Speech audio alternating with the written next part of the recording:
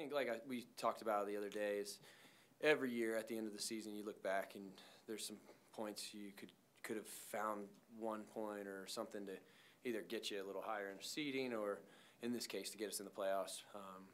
So yeah, I mean that's just the one that maybe will stay with us a little longer this offseason. But I'm really proud of the foundation we start to build here in the second half of the season. I mean, I feel like we really have something to stand on for next year going into the playoffs. I know everyone didn't want the season to end today, but there's a lot to be proud of, a lot of things that we improved on. I think we found a lot of consistency, and if we look at the second half of the season and we can put together 2 in a row next year, then we'll be up at the top and we won't be talking about ending the season at the last game.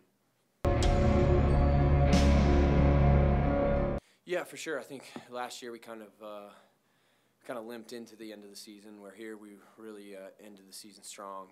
So, yeah, I don't know which one you take, one that you make the playoffs and one you don't. But like I said, we got a lot of guys with a ton of experience this year, a lot of young guys, got a lot of minutes. And now next year they're going to be coming in knowing what to expect on the field, game day. It's not going to be a new thing for them. So a lot to look forward to next year. When you look back on this season, do you think you'll remember the early struggles, or do you think you'll remember this playoff push? Yeah, I think we'll remember both. I think we'll learn from it. We'll know, if every year you're going to go through some downs, some ups, and but if we can learn from this year, it'll definitely push us forward next year. But I think we'll be really, kind of looking back on the second half of the season, seeing if we can start off the season next year like that.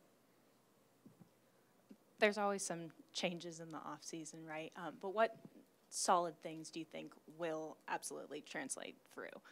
Well, I think the way Mike got us to his philosophy and his identity, I think we really took on his personality in the second half of the season, and I think it took us a little bit, of course, with any new coach. So we should be flying next year. We'll get the full preseason with Mike, and then really hopefully come out of the gates flying and push us on so that we don't have to play catch up.